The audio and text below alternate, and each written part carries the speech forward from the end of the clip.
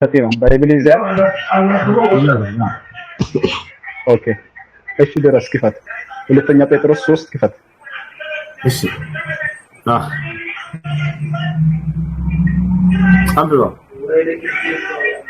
እሺ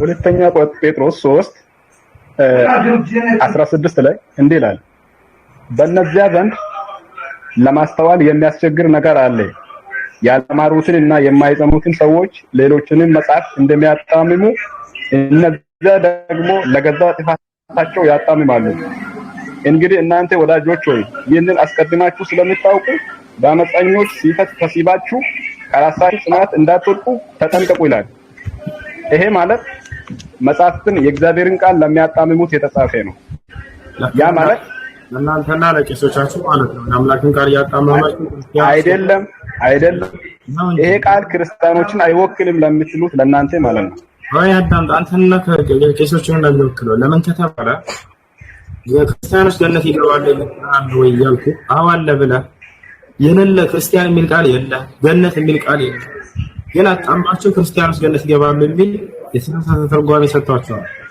ስለዚህ እሱ የሚመለከት ፕሊዝ እድል ከሰጠኝ እኮ እኔ እስኪያወራ ፕሊዝ መጠበቅ አለ ስለዚህ ለማንኛውም እሺ አትሸወድ አለ እንደምታውቁ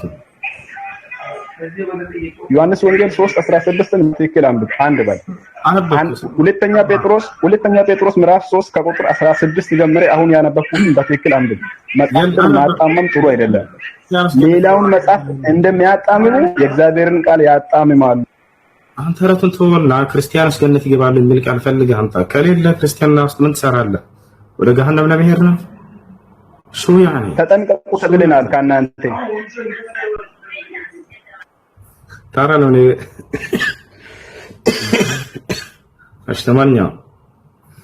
ለማንኛውም ኢየሱስ ክርስቶስ ገነትን መስጠት አይችልም አሁን ላሳይህ ማስረጃ እሺ ክፈትና ትከፍታለህ ክርስቶስ ገነትን መስጠት አይችልም ማለት የለም አዎ ከፍታለሁ እሺ ማቴዎስ ወንጌል ምዕራፍ 20 ቁጥር 20 ላይ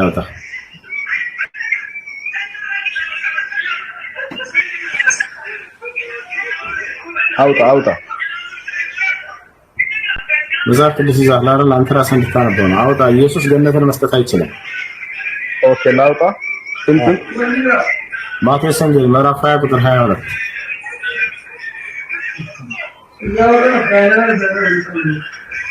ኦኬ ሰላም አለይኩም ሰላም ማለት ሰላም ይቻላል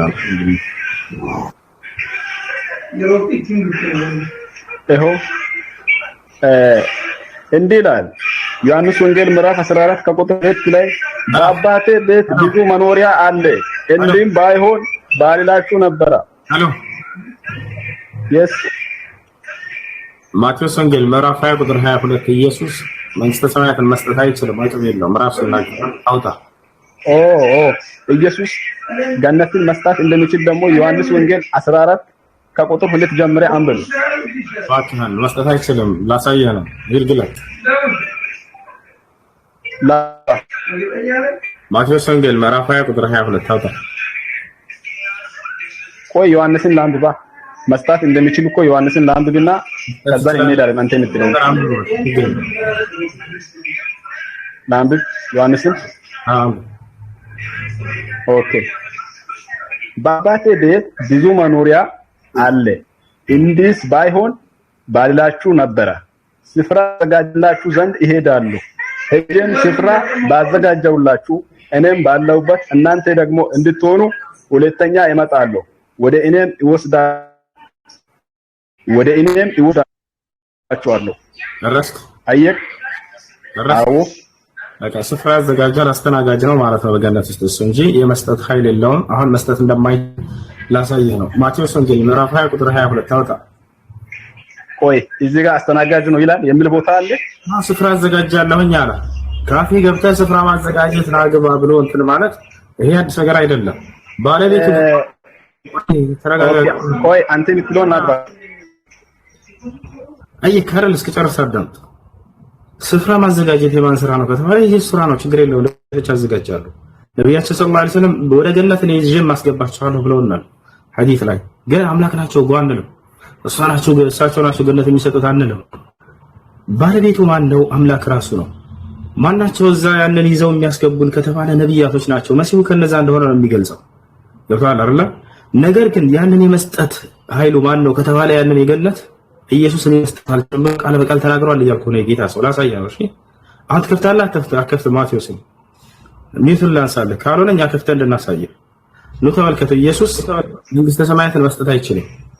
እርሱም ጽዋዬን ትጠጣላችሁ፣ በቀኝና በግራ መቀመጥ ግን ከአባቴ ለተዘጋጀላቸው እንጂ እኔ የምሰጥ አይደለሁም ይላል። ቃል በቃል ይሁን ይመስጣል ኢየሱስ።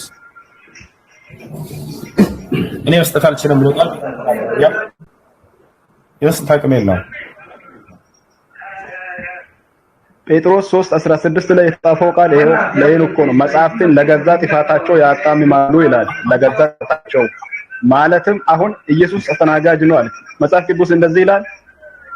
አስተናጋጅ ነው የሚል ቦታ አለ። መስጠት አይችልም የሚለውን ቦታ ክፈትልኝ። መስጠት አይችልም ኢየሱስ ቃል በቃል ራሱ ተናግሯል። ምን ትላለህ እኮ መጽሐፍ ቅዱስ ደመደመ እኮ ለገዛ ጥፋታቸው ያጣምማሉ አለ። ምን ትላለህ? መስጠት አልችልም አለ። ምን ትላለህ? መስጠት ይችላል አይችልም? ኢየሱስ ገነት ኢየሱስ መስጠት ይችላል። በእጁ ነው ያለው። አንተ ራስህ አንብብልን። ማቴዎስ ወንጌል ምዕራፍ 20 ቁጥር 22 አንብብ። ቁጥር 23 በእርሱ የሚያምን የዘላለም ሕይወት እንዲኖረው እንጂ እንዳይጠፋ አንድያ ልጅ። ማቴዎስ ወንጌል ምዕራፍ 20 ቁጥር 23 አንብብ። ወንድ ልጅ ናንተ ያላ አልኩኝ እኮ እኔ ምንን አንብብ ቀድሜ እኔ ያልኩትን አንብብሽ። አያችሁት? እኔ የምሰጠውን አንቀጽ አያነብም፣ ምክንያቱም መስጠት እንደማይችል ስለማመጣለህ። ስለዚህ ማታ ከሆነ ጴጥሮስን አንብብ። የምትፈልገው ጥቅስ ላይ ሁሉ ሄድኩለት። ገብታችኋል አይደል? ሁለተኛ ጴጥሮስ 3 አንብብ። በቃ ሜታ አድርገህ አንድ ምን ያስገባ ገና 50 ነው። ጀስኪ ደክ ከእናንተ ምንማር ነገር የለም። ዝም ብዬ ልስማ ግን ስማሽ ጎበስ ጥያቄ ልጠይቅ። እሺ طيب ጥያቄ አለሽ ክርስቲያን ለዚህ إذا في مسيح محترم يريد أن يناقشنا في العقيدة المسيحية أو يقرأ علينا الأسئلة في المجال مفتوح له بعد ጥያቄ አለና እሜም ሰላም ነው ደስ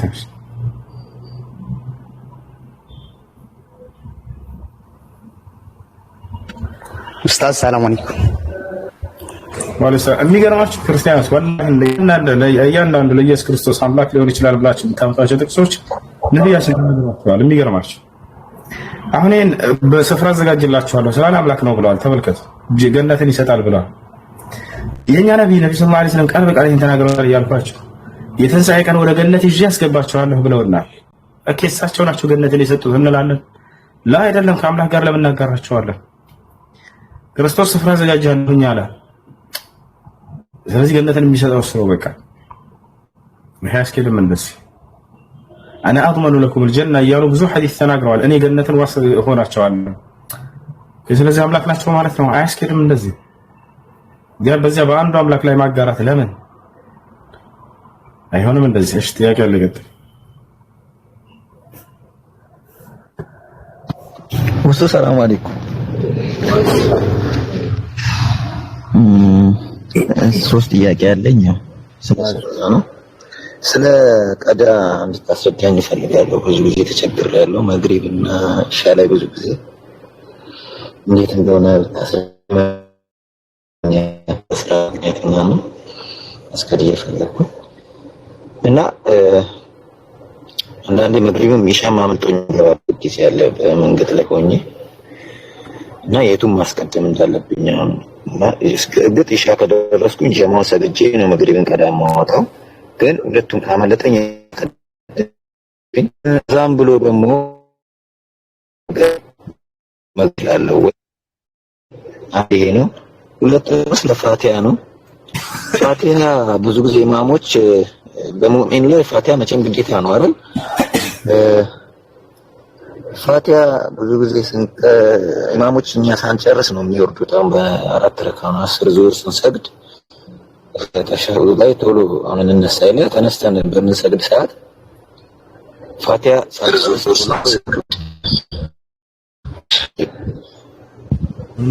ይወርዱብኛልና አገባኝ ማለት አንድ ጥያቄ ጠይቁ፣ አንድ ጥያቄ ጠይቁና ያስመለስ ወደ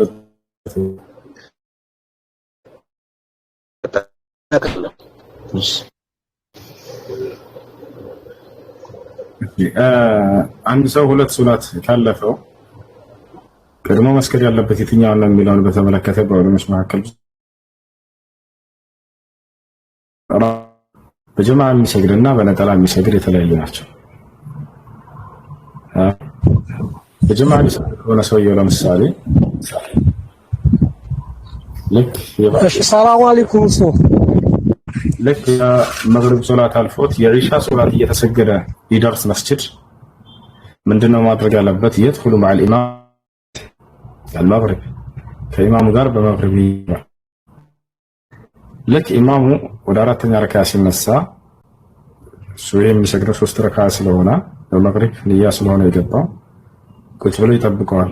ኢማሙ ሲያሰላምት አብሮ ያሰላምታል። ከዛ በኋላ ይነሳና ኢሻን ይሰግዳል። هذا ما أفتى به ابن عثيمين وغيره من أهل العلم።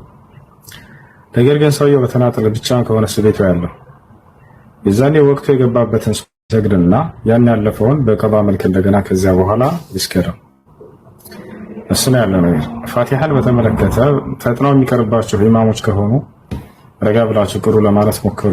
ምክንያቱም በሶላት ላይ መፍተን ሶላት ውድቅ ከሚያደርጉ ነገራቶች አንደኛ አርካኑ ሶላት 14 ለምን إذا كانت ركعة የሶላት ናቸው። ከነዚህ ከ14 አንዱን ሆኖ ብሎ የተወሰኑ ሶላቶች ይሆንበታል። ከነዚያ መካከል አንደኛው ምንድነው? الطمأنينة في أداء جميع الأركان ሁሉንም የሶላት ማዕዘናቶች ስትሰሩ ረጋ ብላችሁ መስራት። ሰውየው ከልክ በላይ የሚፈጥን ከሆነ ሶላት ውድቅ ይሆንበታል፣ ተቀባይነት አይኖረውም።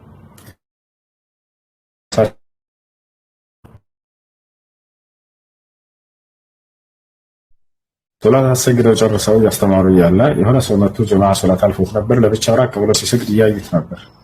ሰግዶ እንደጨረሰ መጣና ወደ እርሳቸው ጋር አሰላሙ አለይኩም አላቸው። ነብዩ ሰለላሁ ዐለይሂ ወሰለም ወአለይኩም ሰላም ካሉት በኋላ ሶሊና ያሉት ነበር። ኢማም ተመልሶ ሰግዶ መጣና አሰላሙ አለይኩም አላቸው። ነብዩ ሰለላሁ ዐለይሂ ወሰለም ወአለይኩም ሰላም አሉትና ارجع فصلي فإنك لم تصلي አሉት። እንደገና ተመልሰህ ስገድ አልሰገድክምና አሉት። ሶስተኛ ሆኖ ሄዶ ሰግዶ መጣ። አሁንም አልሰገድክም እንደገና ተመልሰህ ስገድ አሉት። በአራተኛው በኋላ والذي بعثك بالحق لا أحسن غير هذا علمني አላቸው። በዚያ በእውነት በላከ አላህ ስም እምላለሁ ከዚህ በለጠ አሳምሬ መስገድ አልችልም።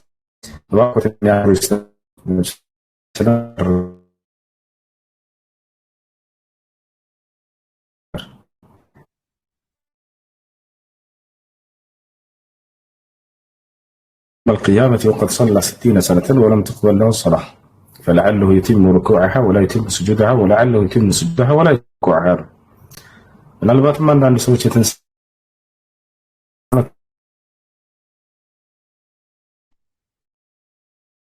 ሰግደው ፈጥነው አልፈው ስጁዱ ረጋ ብለው ሰርተው ሊሆን ይችላል። ምን እንደ አጥተው ይመጣሉ ብለው ተናገሩ። ስለዚህ ረጋ ብላችሁ መስገድ፣ ኢማሙ ረጋ ብሎ እንዲያሰግድ ንገሩት። ከሰማ ሰየው፣ አልሰማ ካለ ሌላ መስጂድ ሄዳችሁ ረጋ ብሎ የሚያሰግድ ኢማም መስጂድ አንድ መስጂድ ብቻ ከሆነ ኢማም ነግራችሁት የማያስተካክል ከሆነ ያንስታት ይሄ ሰውዬ በተሳሳተ ሁኔታ እያሰገደ ነው ከልክ በላይ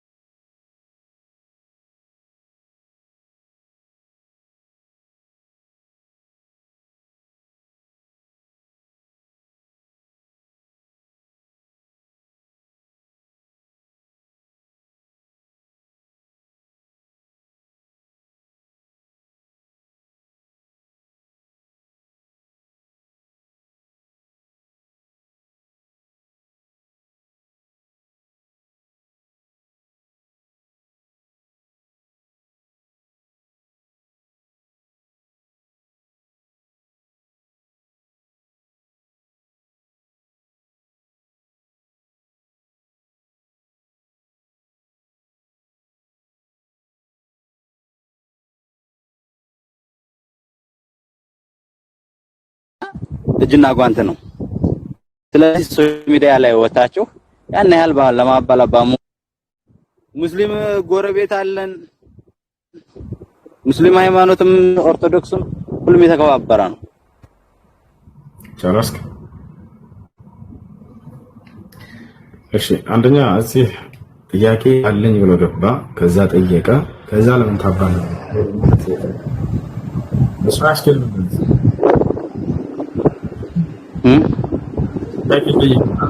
ማርያምና ለምን ታመልካታለህ? ማርያምን አምልኮ የሚል ትምህርት አለ መጽሐፍ ቅዱስ ላይ። ልጅ ልጅ ተወልጄ አድራለሁ ብሎታል አዳምና እግዚአብሔር አላለም አላለም እንዳስተስደድ ለአትለፍልፍ ካልከኝ ማለፈልፍ ስለኔ ችግር የለም። ሪስፔክት አድርገኝ መጀመር ችግር የለብኝም።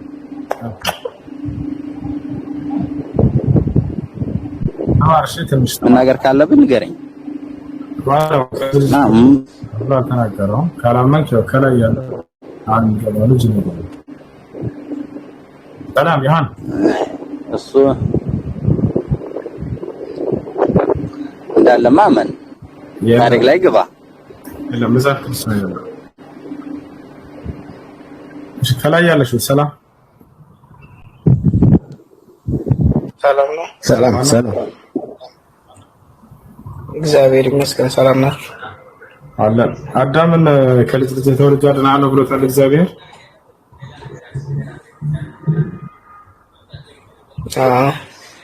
ገና ነው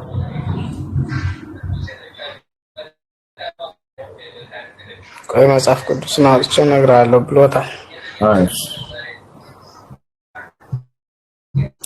እሺ ከታች ያዕቆብ እስከ ድረስ መጽሐፍ ቅዱስ ያዕቆብ አለ። ሄሎ እሺ ጥያቄ አለ? እስቲ ብዙ ጠያቂም ስላለ እስከያወጣ ድረስ ነገረ ድህነትን በእስላም ንገረኝ።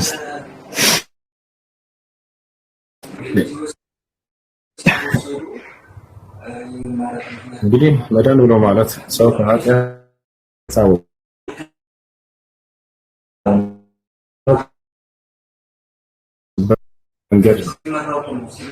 ይሄ የሚገኘው ባጭሩ በአንድ እና ብቸኛ በሆነው አምላክ በአላህ በማመንና በእርሱ ላይ ቅንጣትን ሳናጋራ አምላክ በነቢያቶች በኩል ባወረደው ሕግና ስርዓት በመኖር በዚህ ነው የሚገኘው።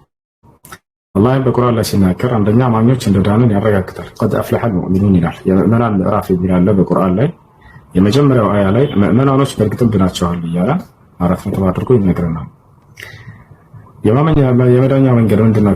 ቀደም እንዳልኩት አንድና ብቸኛ የሆነውን አምላክ በማመንና እርሱን በፍጹም በመገዛት ነው። እርሱ ላይ ቅንጣትን ሳናጋራ ኢነ الذين آمنوا وعملوا الصالحات لهم جنات النعيم خالدين فيها وعد الله حقا ያለ ይናገራል። እዚያ በእኔ አምነው መልካምን የሰሩ ሰዎች ለእነርሱ የገነት ጸጋ ተዘጋጅታላቸዋለች፣ በእርሷም ውስጥ ለዘላለም ዘውታሪዎች ናቸው እያለ ይህ የእኔ የአላህ ቃል እውነት ነው እያለ ይናገራል። ይህን ሰባጭ እሺ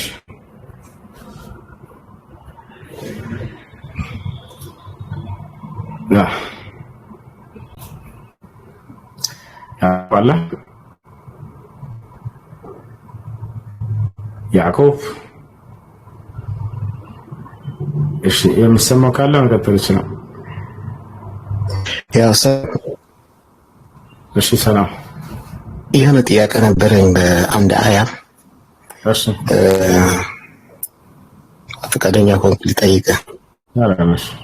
ሱራ አል-አንፋል 65 እና 66 አላህ በመጀመሪያ ቃል ገባ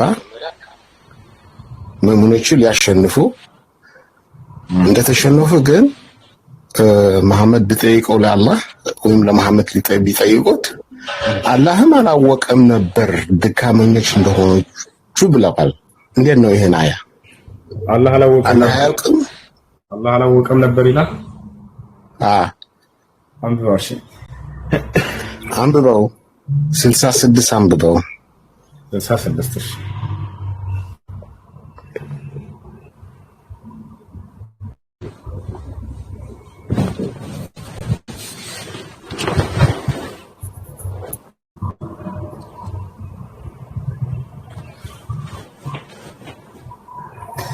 እሺ الآن خفف الله عنكم وعلم أن ضعفاء አለ ኔት አድርጉት ቀጥል ጨርሰው ስሳስ ዳንተ ኔት አድርጉት አላህ አላወቀም ብለሃል ምን ያክል ቀጣ ሳያ ነው ቀጥለው አንተ ያንተ አላህ ነው ቀጣፊ እና ለስርዓት ይዛችሁ ብታወሩ ቢያንስ እኛን ተሳረቡ ችግር የለውም ስለ አምላክና ስለ ነብይ ስለ ሃይማኖት ስለ መጽሐፍት ስታወሩ በስነ ስርዓት አውሩ እሺ ኮሜንት ላይ አንድ ሙስሊም እንዳታደሩ ለታው ናቸው የሚገርማቸው ወላሂ ራዚ አላህ ያቅም ይላል አለ ተመልከቱ الآن خفف الله عنكم وعلم أن فيكم ضعف يا لين نكر أشي أهون الله كأن أنت لا أكلل الله تشوف بأن أنت وتنبك متمنورون أوكه ስለዚህ ከእናንተ 100 ታጋሾች ቢኖሩ 200ን ያሸንፋሉ ከእናንተም ሺህ ቢኖሩ አላህ ያሸንፋሉ አላህ የታደጉ አሁን እዚህ ጋር አላህ የሚለው የት ነው ያለው ለምን ተዋሻላችሁ ቢያንስ የሚሰጧችሁን ነገር እርግጠኛ ሆናችሁ አትስማችሁ ቀጣፊ ያሏችሁ ምለው ለዚህ ነው ወበልካው እናንተ እውነት እየመሰላችሁ ነው የነሱ ፍልስፍና ሲነግሯችሁ ቁርአኑ ላይ ያለ መስሏችሁ ነው አይደል ያመናችኋቸው ወላሂ ስትመጡ ተወራ እያሻችሁ ነው አላህ አወቀ ነው እንደውም የሚል ያለው ማለት ነው ወዓሊመ እያለ ቃል በቃል አላህ ማወቀ እያለ አይ አላህ አያውቅም የሚል አለ ይላል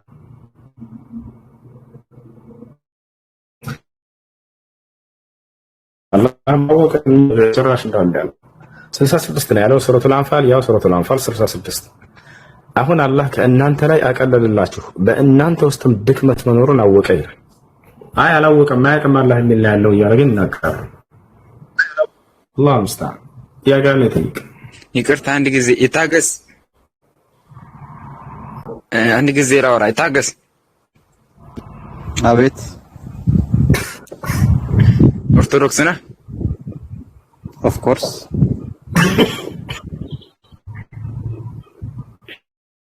ቅድም ማርያም አምላካችን ነች አልኸው ምን ሊያንብብህ ነው ምን ሊያየት ነው ላ አምላካችን አላልኩም ሳሳት እናመልካታለን ያለው ብዙ አላለም እንዴ እናመልካታለን ነገርሽ አንዴ ያስተካክልልህ ያለው ምንድን ነው የተናገርኩት አንድ ጊዜ አንዴ የተባልኩ አንዴ ቆይ አምላክ ማርያም አምላካችን ናት ነው ያልከው እኔ ሰምሆ መስሎኛል እንደዛ እናመልካታለን ያለው እሱ ምንድን ነው ያለው እናመልካታለን ያለው ልንገርህ አዳምጥ እኔም አረጋግጥኩት አሁ መጽሐፉ እንደምትመልኳት እኮ ደግሞ የት ነው ማርያም አምላክ ለመሆን ማለት ልናገር አንዴ ቦሶ እኔ ማስረጃ መጽሐፍ ላይ አውጣው መጽሐፍ ላይ አውጣው ተናገርኩት አይደለም እኔ ተናገርኩት አይደለም ሌላ ምን ሆነ ስለኝ ለለፍላጅ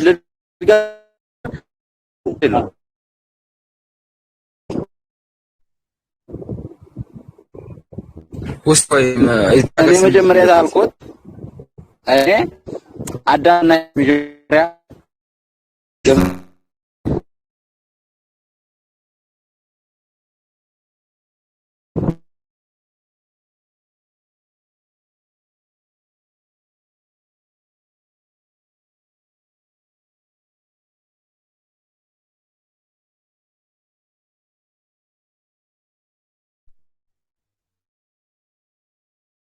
በአዳም ብለሃል እኮ እንደዚህም ብለሃል ብለሃል ካልከኝ የምትለው ራስህ አይደለም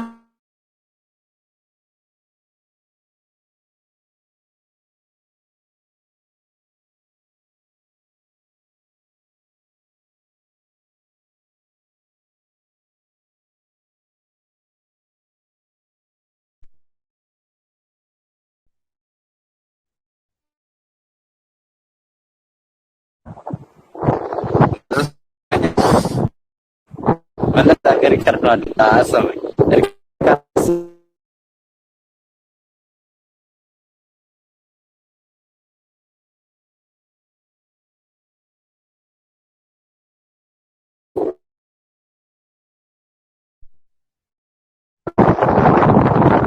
ለውሱ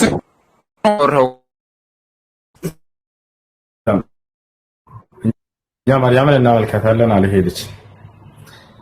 አንተ ማርያም ተምትለው ዋጭ በቃ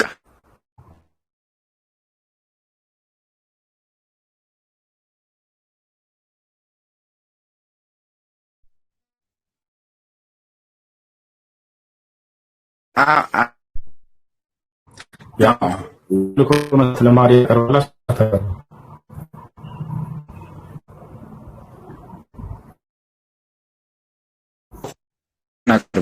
ታቀርባለህ እና ያ እሷ አምላካችን በስጋ እና ደም ተካፍሎ እና የአምልኮ መስዋዕት ታቀርባላችሁ። ያው ማስረጃ እንዝራ ሰባት ያው ነዝገር ምን ይላል? እመቤቴ ማርያም ሆይ አንብበው አንዴ ድምፅህን ከፍ አድርገህ ድምፅህን ከፍ አድርገህ አንብበው። ፍቅር አንብብ። ራስህን ምን ተማያመጣው መጽሐፍህን አታነብም? አንተ እኮ ነው ያመጣው። አንብበው እንጂ እኮ አንብበው መጽሐፍህ ነው። መጽሐፌም ነው ብዬም አላምንም። ነገር ግን የጠየቅኩት እሱን ነው። በቃ ና እመቤቴ ማርያም ሆይ ተክስ የሚባለውን ያለ ማስረጃ ስለወራ ያው ማስረጃ አለው ላሳይህ። አሁን ምን አልክ? የአምልኮ መስዋዕት አናቀርብም ለማርያም ብለሃል። ያውና ምን ይላል? እመቤቴ ማርያም ሆይ የኢያሪኮ አበባ ቡቃያ አንቺ ነሽ፣ አውሎ ንፋስ ያላበላሸውም ደም ግባትሽም ያማረ ነው። ለአንቺም የምስጋና እጅ መንሻ አቀርባለሁ፣ በመፍራት እገዛልሻለሁ። ያ ሰላም መገዛት ብቻ አይደለም ለማርያም በመስገድም እጅ ነሳሻለሁ። ያ ሰላም ይሰግድላት። ሌላስ የአምልኮ መስዋዕት ለአንቺ ሰዋለሁ። የአምልኮ መስዋዕት ይቺኮ አምልኮ ሳይሆን የጌታና ስለሆነች ነው እኮ ለሷ ክብር የሚገባ። የአምልኮ መስዋዕት ለሷ እናቀርብም ብለሃል አላልክም? ቀደም አንድ ጊዜ አንተ ሁሱ አንድ ሜታ እባክህን የአምልኮ መስዋዕት ለማርያም አናቀርብም ብለሃል አላልክም? ቀደም የተነሳ ብያለሁ እና ያውና የአምልኮ መስዋዕት ለአንቺ ሰዋለሁ ይላል ብያለሁ በሚገባ ያና ታረስ የአምልኮ መስዋዕት በደንብ አድርጋችሁ ታቀርቡላታላችሁ፣ ትገዛታላችሁ፣ ትስሉላታላችሁ። ለማርያም ለአንቺ እገዛልሻለሁ አለ፣ እሰግድልሻለሁ አለ። የአምልኮ መስዋዕት ነው ለአንቺ እናቀርብልሻለን ይላል። ግን ማርያምን አናመልካትም ብለው ይሸመጥጣሉ። ልጅ ግን ከታች ያለው ትክክለኛ ኦርቶዶክስ ነው። ምን አለ? እኛ ማርያምን እናመልካታለን። እንዴት አንገዛላትም? ፈጣሪ ተገዛላትን እንዴት ማትገዛላት? የታዘዛትን ትገዛላታለህ። አዎ አንተ እኮ አንድ ቃላት ብቻ ፈጣሪ እኮ ታዟታል። ይታገስ። ኦፍ ኮርስ አንተ የምትልበት እኮ ራስህ ነው። አንተ የላይኛው ፍቅር ከክርስቶስ እኔ ልነቅፈኝም ልትሆነ ምን ብትል ትችላለህ። እኔ አንድ የኦርቶዶክስ እምነት ተከታይ ነኝ። ያን ያህል እምነቴ ላይ ጠባቅ አይደለም። ቤቴን ማየት ትችላለህ። ግን ስለ ማርያም ሲነቅፉ ስለምሰማ ይደብረኛል። ስለ ማርያም ሲነቅፉ ስለምሰማ ይደብረኛል፣ ይነዝረኛል። ለምን እንደ አንድ ኦርቶዶክስ ማለት ነው። በቃ ስለዚህ አምላክ ታዟታል። እኛ መታዘዛት ምንም አይገርምህም። እንተዛታለን ነገም ዛሬም። ኦፍ ኮርስ አንድ ትገዛታለህ አይደል ማርያምን? እኔ እኮ ፈጣሪ ታዟታል እኮ አንተ ፈጣሪ ብለህ የምታምነው አንተ ፈጣሪ ብለው እንወዳታለን። ለምን ማርያም ትገዛለህ? ነገር ለሷ እንኳን ለሱ ትገዛታለህ አይደል? ይታገስ ማርያምን። አንድ ነገር ልንገርህ፣ አንተ ለወለደች እናት ታዛለህ አታዘዝም? ይሄን መልስልኝ። ታዘዝ አይደለም እባክህ። ቆይ ታዘዝ አይደለም ትገዛላታለህ ወይስ አትገዛላትም? ያው አንተ ለወለደች እናት አታዘዝም? ትገዛለህ አትገዛም? ትእዛዝ አይደለም ያ ጀማዓ፣ እባክህን አማርኛ አትችልም እንዴ? መገዛት ትገዛላታለህ ለማርያም። መገዛት ማለት ቃሉን ሲንገረኝ አንተ መገዛት ማለት ምን ማለት ነው? መገዛት ማለት ምን ማለት ነው? በአንተ ቃል አካሄድ ተረጋጋ። በመጽሐፍ ነው እንፈታለን። ኢየሱስ ክርስቶስ ልክ ለአምላኩ እንደሚገዛው ማለት ነው። አንተም ትገዛላታለህ። ኢየሱስ ክርስቶስ ለአምላኩ እንደሚገዛው ሁሉን ካስገዛለት በኋላ እዛኔ ደግሞ ልጁ ራሱ ሁሉን ላስገዛለት ይገዛል ይላል። ኢየሱስ ክርስቶስ ለአብ እንደሚገዛው አንተም እንዲሁ ለማርያም ትገዛለህ አትገዛላት?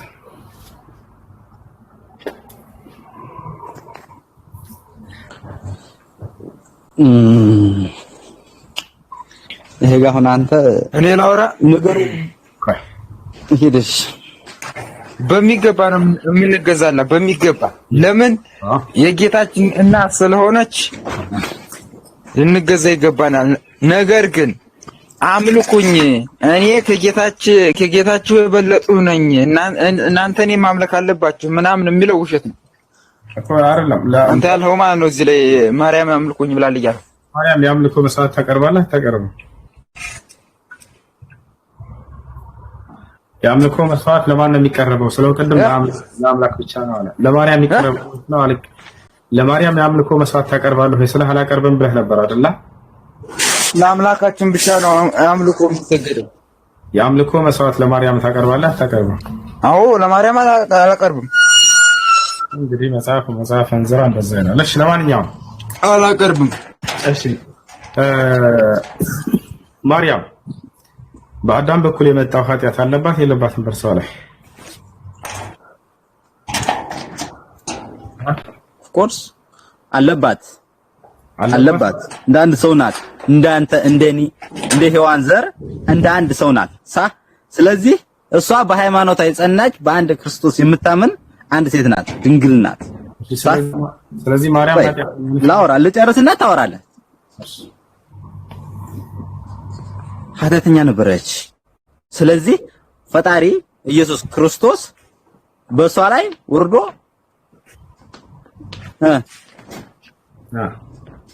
በቃ ምን መማኑ ምናምን ያልማኑ ጉዳይ ነው። ስለዚህ እናንተ በሃይማኖት ይዘኪድ።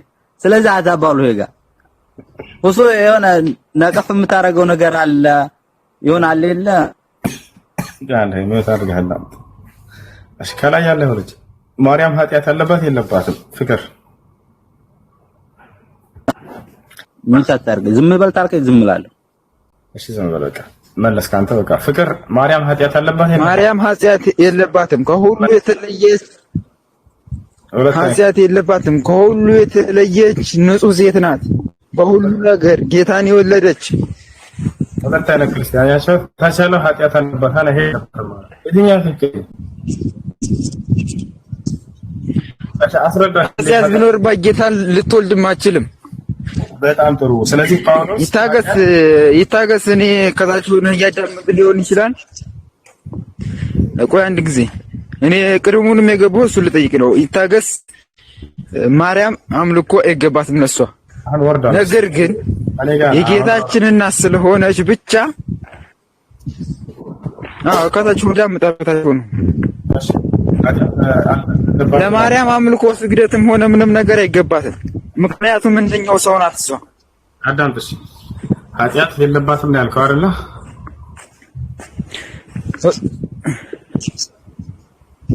አሎ ይሰማል? የተናንሳ ኃጢአት የለባትም ነው ያልከው? ከሴቶቹ ሁሉ ተለይተሽ አንቺ የተባረክሽ ነሽ ብሏት። ኃጢአት ቢኖርባት ልጆች ከኔ ጋር ነው የቆረጠው ከማን ጋር ነው?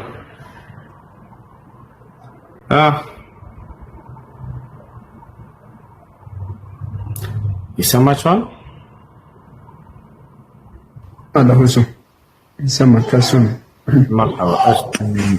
ይሰማል። እሺ ኔቴን አስተካክለው። የአዳም ልጅ ነች አይደለችም? ማርያም በአዳም በኩል ነው የመጣችው።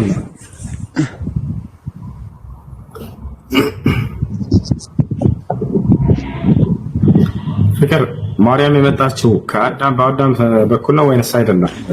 አንድ ጊዜ እኔ የአዳም ልጅ ነኝ ምናምን ብትለኝ እኔ አሁን ማስረጃ ላወጣልህ አልችልም። ስራ ላይ ስለሆኑ ስለ ራስህ ጠይቀኝ ታልኸኝ እኔ እጠይቅሃለሁ። እኔ ቅድም የገባሁት እሱን ለመንገር ነበር። ይታገስን። ስለዚህ ልጅ ተወልዷል። አንተ የምትጠይቅበት ምክንያት ካለ እኔ ልጠይቅህ። ስለ ሃይማኖትህ መመለስ ከቻለ ትመልሳለህ።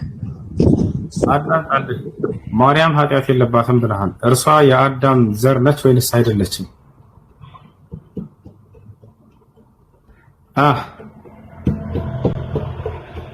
አሎ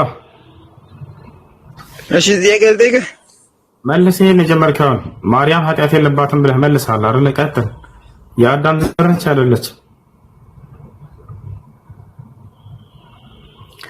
ዘለቀ አሎ ሻምበል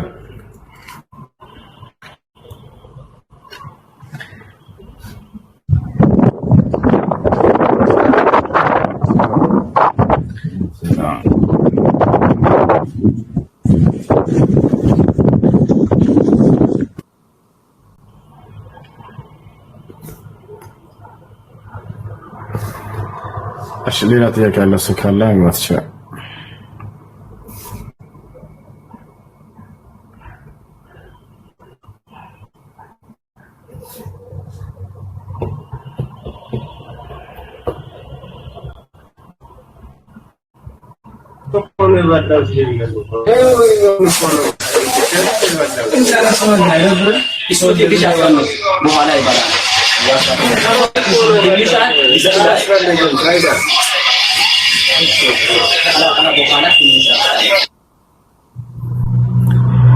ገበያ ውስጥ ናቸው እንዴ?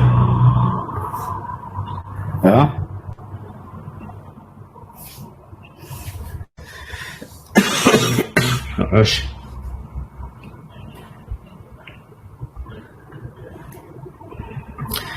እሺ صابر أنت موجود؟ السلام عليكم ورحمة الله. وعليكم السلام ورحمة الله وبركاته. እሺ صابر ቀጥል ክርስቲያኖች ካላቸው صابرን ተወያዩት ጎበዝ ልጅ ነው ብዙ ትማሩበታል ሰላም ማለት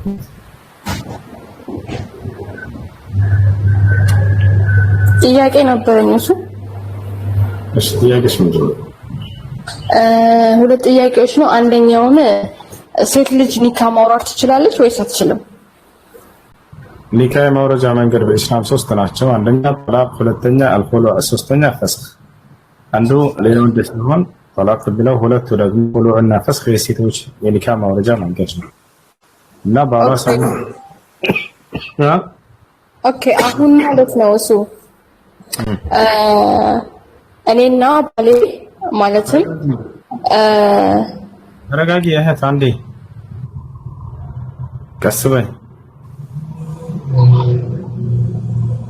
የኒካህ ማውረጃ መንገድ ናቸው ሶስት ናቸው الطلاق الخلوع والفسخ طلاق የሚለው የወንድ ሲሆን خلوع እና فسخ የሚለው ሁለቱ የኒካህ ማውረጃ መንገድ ደግሞ የሴቶች ናቸው አንድ ሰው በሚስቱ ላይ አሳማኝ የሆነ ችግር መክሯት አስመክሯት አልስተካከልም ካለች የዛኔ መለያየት ካለባቸው طلاق የሚለው የመጀመሪያው ፍች ፈትቼሻለሁ በሚለው ቃል መፍታት ሐቅ አለው ይችላል ሁለተኛው እና ሶስተኛው ደግሞ ሴቶች ነው። ምንድነው ልክ እንዲሁ በአንጻሩ ሚስት በባሏ